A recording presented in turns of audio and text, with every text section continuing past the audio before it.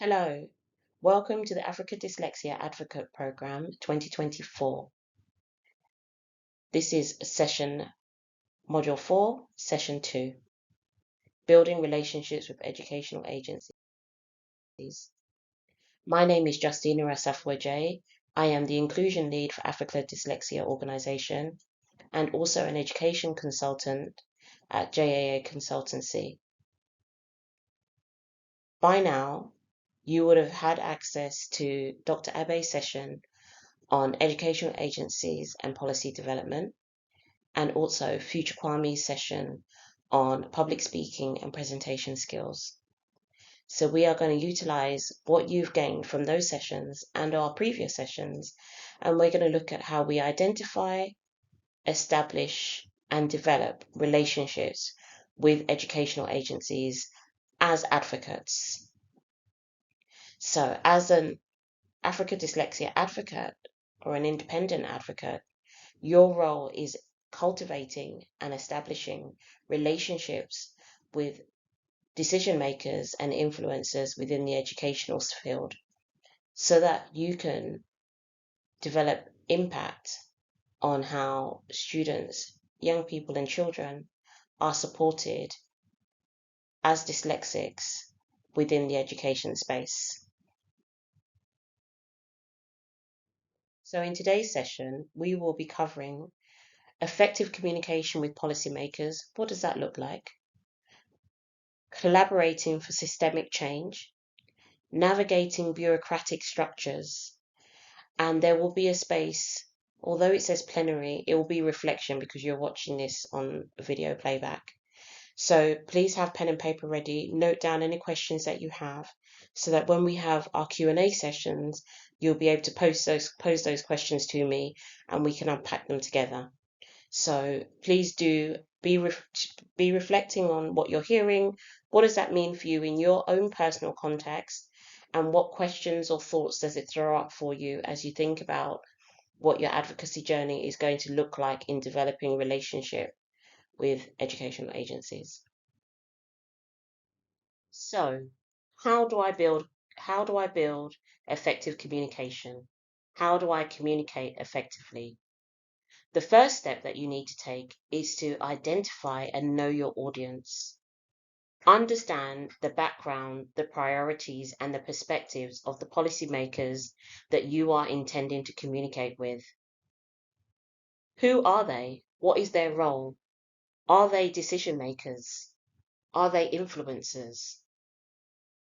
There's nothing worse than crafting your message and speaking to the wrong person who's not able to carry that message any further than you or their colleague. So you want to make sure that you're speaking to the person who has the ear, if not the power, to make decisions. Be very clear about what you want to communicate. You are going to have a very short period of time to engage and introduce your message. So make sure that you craft your message and you know very clearly what it is that you want to say, why it is important what you have to say, and how what you have to say will impact them or will cause impact within the community that you are advocating for. So be clear, be concise, and be compelling in your communication. Set out your advocacy goals. Why? Use the W's. What, why, where, or how. Clearly set out your goals and have evidence that supports what your message is. Be that data, be that research, be that testimony, and have examples at hand to give to say, actually, this is the reason why I'm having this conversation with you. This is the evidence that I have to support what I'm saying. And this is how I can show you that what I am saying is going to have a positive impact. Highlight that impact. Really put emphasis on the potential of the impact of your advocacy for students, for teachers, for schools and communities. Everybody wants to know, what do they gain from this? So in your engagement with them, be sure to let them know that this impact will be a positive one and why it will be a positive one. Be solutions orientated.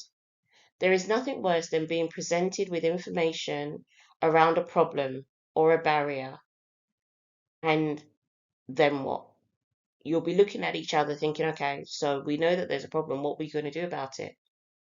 Now, your role as an advocate is to have a solution ready to provide for them. So I can see that there is a problem.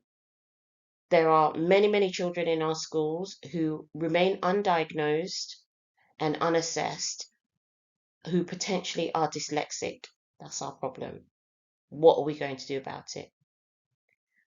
I would like to propose a program of intervention that allows for students to be screened on entry into school so that the appropriate support can be put in place for them. There's a solution. The solution comes with a problem. Who's going to fund that? So in your advocacy, identify where is that funding going to come from? How can it be tapped into?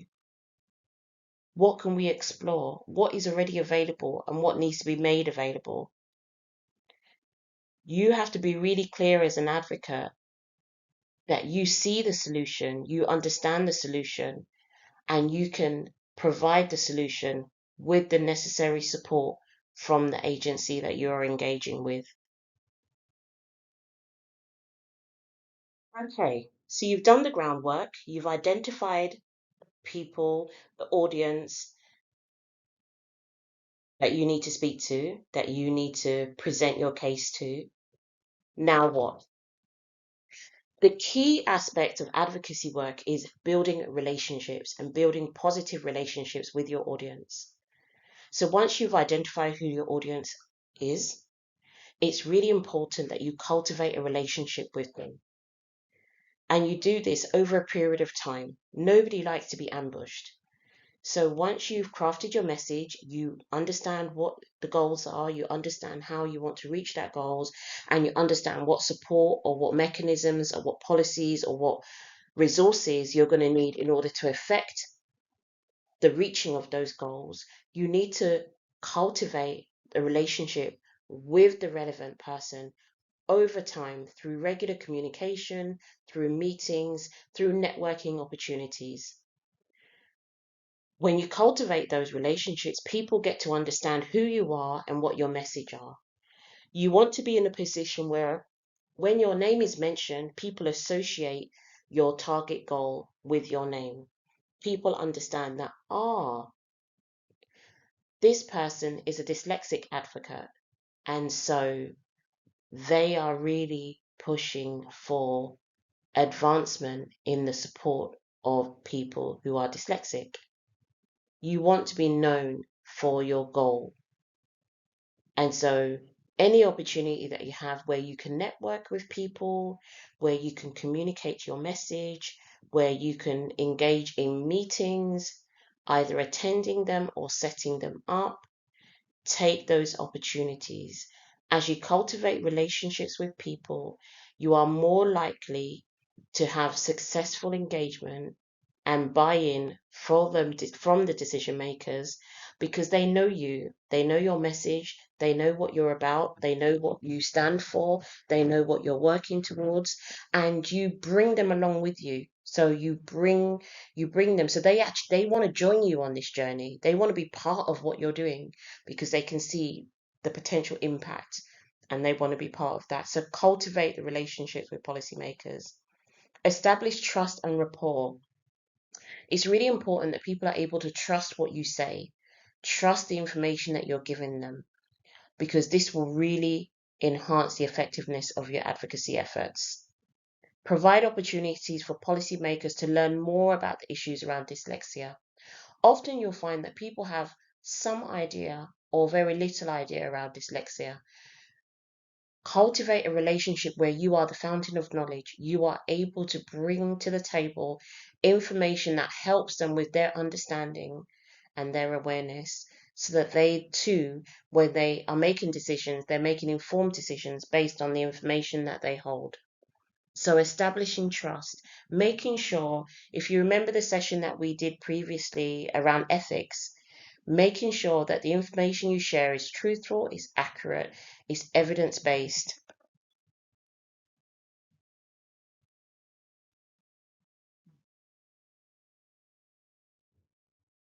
As you build relationships with educational agencies and you establish trust and rapport and you cultivate relationships, it's important that you're able to follow up on any engagement that you have with educational agencies and policymakers.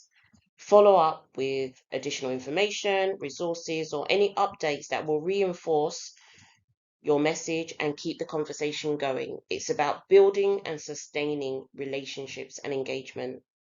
Learn to collaborate with our allies. Working with other dyslexia advocates to amplify your message is a really good way of also maintaining the relationships that you have built and opening opportunities for building new relationships as you share audiences. You increase your collective impact on policymakers. The more voices who are sharing the same message and the same theme, the more prominence that message will have, and it reinforces the urgency of need that this message needs to be taken to so that we can see impact. So, how do you develop collaboration? How do you work with other people? Take a few minutes now and just do some reflection. Share the steps and experiences of developing collaboration in your context. You may want to do this in your tribe, or you may want to do this individually. So, think about a time when you have developed a collaborative relationship with someone else or with another agency. What barriers did you experience? What solutions did you find that you were able to apply to overcome those barriers? So just take some time and just have that reflection. Make a note of what your outcomes were. And if there's any questions that arises from this exercise, please note it down so that when we have our Q&A, we can unpack it together. So this is your reflection exercise. Because you're watching the video, we are not going to have a breakout. But what I would like you to do, as stated in the previous slide, is to have a time of reflection. So these are the 3 key steps of your reflection. Share a time or note a time where you developed collaboration with another agency or another person or group of people. What barriers did you experience? And what solutions did you find to apply to overcome those barriers? So, thinking about building relationships with educational agencies, looking at this diagram, what would you say is missing? We have the dyslexic student, we have the school, we have the school leadership, we have the parent. Who else needs to be involved in this cycle of engagement? Thinking about impact and advocacy. We want to advocate for the dyslexic student. We want this dyslexic student school experience to reflect the needs of the individual students and the collective. We want the school leadership to be on board with the need to provide the necessary teaching strategy, resources, and attitudes that enable the dyslexic student to thrive. We want parents to have an awareness of what their child's needs are and to be able to advocate on their child's behalf, but also to hold the school accountable for what they are providing for the dyslexic student. Who else needs to be involved in this process? Just take a few minutes to think about and identify who else needs to be involved. My suggestion is legislation and policy is the missing part, because legislation and policy will underpin and drive forward the conversations that you are having with the educational agencies.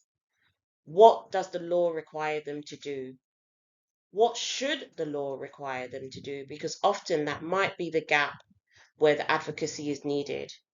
Is there something missing from our current legislation and policy within our context that means that the needs of the dyslexic student are not being met? And if so, how can we overcome that?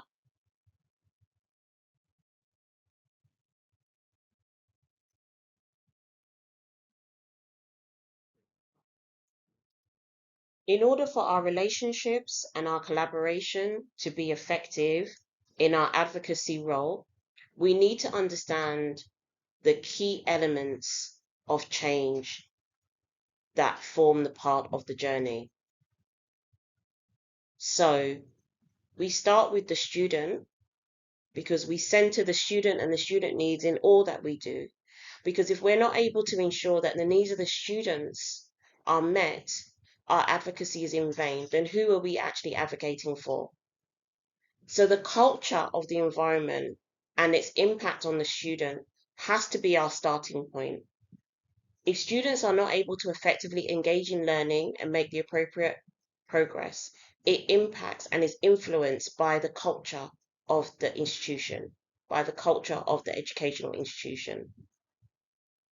Now, the culture of the education institution is shaped by the policy which the professionals within that institution administer or work within. If the policies are not effective in ensuring inclusive practice so that the student can make the necessary progress, then this is an area that needs to be addressed. And this potentially is an area for advocacy, for those conversations, for those messages. The policy of an institution is underpinned or is shaped by the law of the land, the institution, the laws that operate within the context of the institution. So, what does the law say? And how does the law hinder or support the advancement of dyslexic practice and support and resourcing? As part of your research as an advocate, before you craft your message, you need to have a very clear idea about what is the culture that students are finding themselves in, the education culture, what is the policy underpinning the education culture, and what is the laws that are underpinning the policy, and where does effective change need to happen? Because systemic change is long term. Once you are able to change the system, the impact is ongoing. If the change is only relevant for one student in one school, in one space, then it's not going to be long term. We want to change the whole system in order for the system to support the student effectively. So, what is the culture that you're operating within? What is the policy that is shaping that culture? And what laws underpin those policies? Okay, here we have another reflective exercise because as we are watching the video, there isn't the opportunity to have the breakout. Feel free to do this within your tribes or individually as you see appropriate. So what I would like to know is, as an advocate, how will you approach the need for systemic change? What is your understanding of systemic change? Where does the change need to happen? And what needs to happen? What will be the impact? How will you know if you're successful? Please note down your reflections, your responses, and again, if any questions arise from this exercise, please don't have them to hand so that we can unpack them during the Q&A.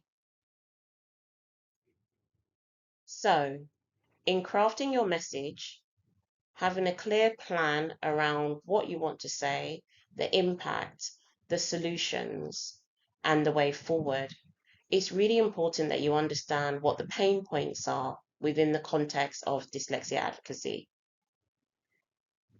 Now, pain points are areas of need that we speak into in order to effect change and to bring people alongside us to understand that we have something that will benefit them. So the pain points around advocacy within the dyslexia community lies around policy. So there may well be, and often in many of our countries, a lack of transparency in the process of how has the policy been developed? Who are the stakeholders who fed into the policy? Does the policy reflect what's happening on the ground? Is the policy robust enough? Is it effective? Do people know what's in the policy? How is the information being shared? Often one of the barriers to policy is it's really hard to understand how decisions have been made. How was this policy put together? What's missing? Decision making is a very challenging area, and which is why it's really important that when you are cultivating your messages, they are crafted for people who are in a position to make a decision. So policy makers, decision makers, school leaders. It's a very slow process in decision making when you're working with educational agencies, and you need to be prepared for that. You need to be prepared to work at their pace, but put just enough pressure on that they are able to come back to you and things don't grind to a halt, but understand that actually it's going to be a slow process. So being respectful of their organizational culture and processes. Often there can be a lack of stakeholder engagement when decisions are made. So it's important to note that and look to see, is that the case here? Which stakeholders were involved? If none, why not? And who should have been? And if there were, are they the most relevant stakeholders? And is there anyone else that needs to be considered? Funding is a huge barrier when it comes to advocacy and the support for dyslexic students and adults. There is inequity in resource distribution, which unfortunately we are not going to correct in our own strength and power. However, being solution focused means that we need to think about how can we address funding inequities, funding shortfalls. What bodies exist that can feed into this and can help us to get a resolution around funding inequities? We also need to consider the complexity, the multi-layers that exist within support for dyslexic students. So you remember the cycle we had before. You have the student, you have the school, you have the school leadership, you have the parents, you have policymakers and decision makers. It's a very complex scenario. And because there's not one leading agency that feeds into this, it means that there is lots of conversations with different agencies that needs to be pulled together into one cohesive conversation that looks like at an outcomes based focus.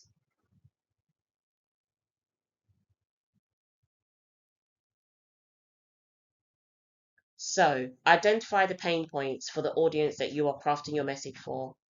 Provide a solution. Anticipate an outcome. Make sure you share it with the correct audience. There's nothing worse than spending time researching, crafting, developing, presenting to somebody who has no decision-making power or influence. You need to make sure that your agency and your audience are the right one for the message that you are trying to deliver. So, reinforcing the building of relationships. Identify the key stakeholders. These are the policymakers, the administrators, and staff. Make sure you know who they are prior to crafting your message so that you gear your message to the right audience. Understand the system that you are operating within. What are the bureaucratic processes, the hierarchies, the decision-making chains? Don't hinder your message by inadvertently creating offense or disrupting the hierarchy of the agency that you are wishing to engage with. Make sure you understand the reporting lines and who it is you need to engage with. Who needs to be the introductory person? Who needs to be the follow-up person? Who does the main conversation need to be delivered to? You need to understand the system of the agency that you are operating within or you are wishing to engage with. Stay informed. You always want to be at the forefront of information sharing. Keep up to date with policy change and practice change, because this allows you to advocate effectively, because they will hear that you know what you're talking about. You know the situation that they are dealing with. You understand their pain points. You can speak to their pain points. You have solutions for their pain points. You are going to be a necessary person that they need to bring on board this journey to help them to achieve the outcomes that they desire.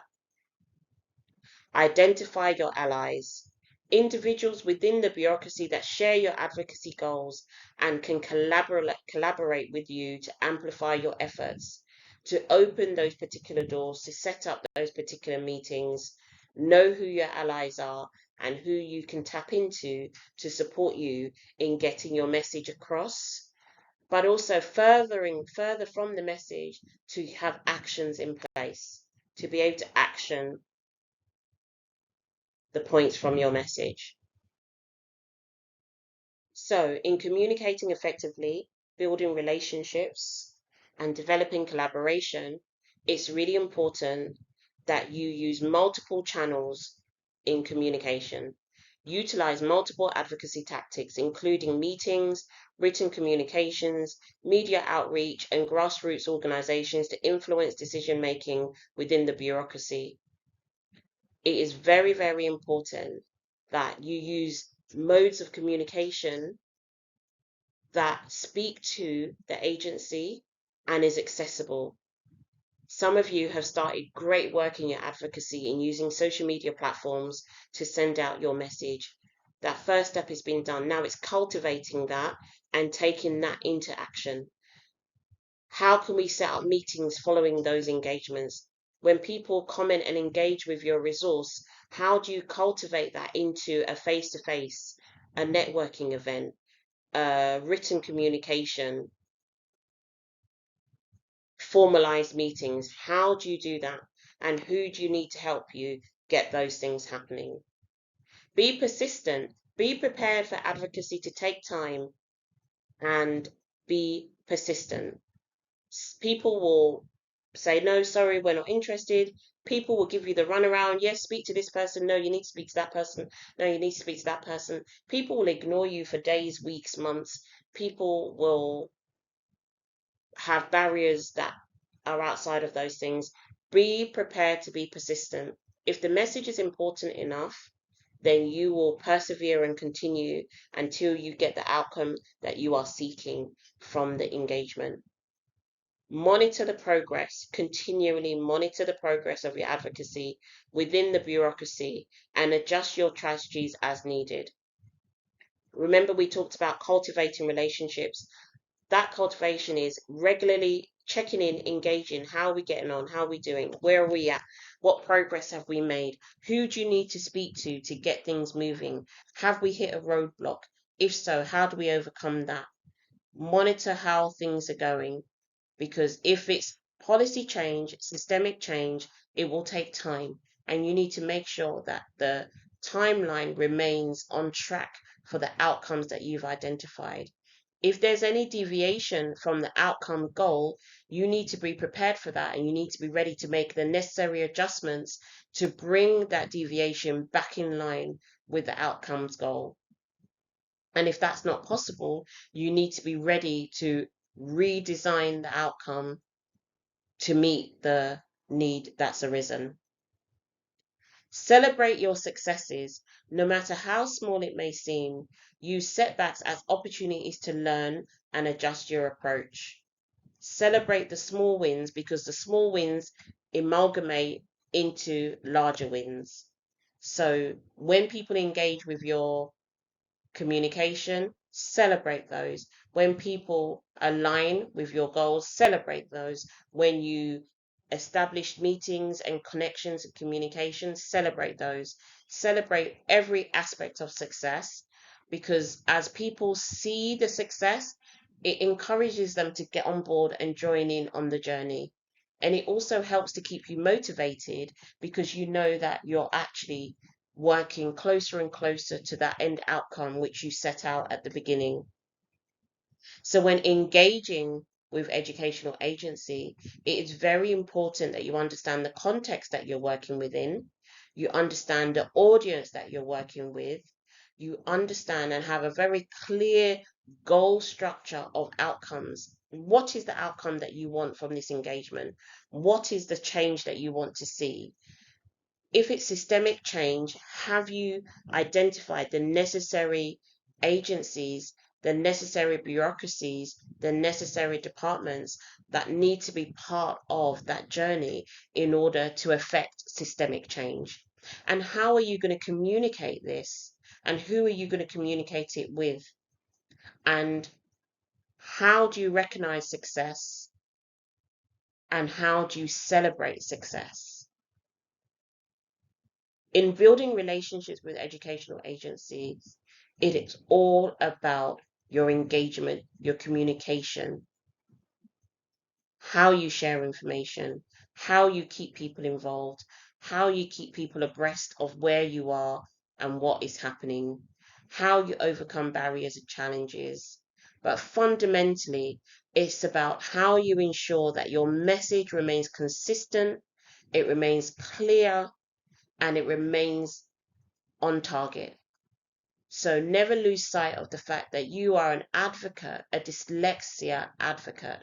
And so your goal, your end goal will always be around the advancement of support for dyslexic students and adults, and how that can change in order for students to reach their full potential.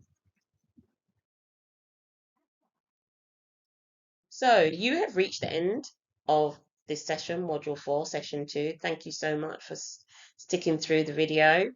So at this point now, it's the time for you to reflect on the whole session. One thing that you're taking away with you from this session, one thing you wish you had heard more about, and one thing you will apply in the coming week.